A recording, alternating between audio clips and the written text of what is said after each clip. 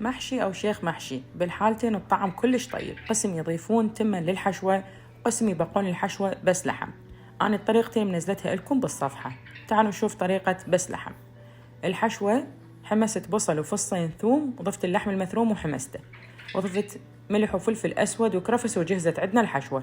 الباذنجان والشجر أحفرهم مغسلهم وانطيهم حمسة خفيفة. بعدها راح أحشي الباذنجان والشجر، وأحاول أسد فتحات الحشوة.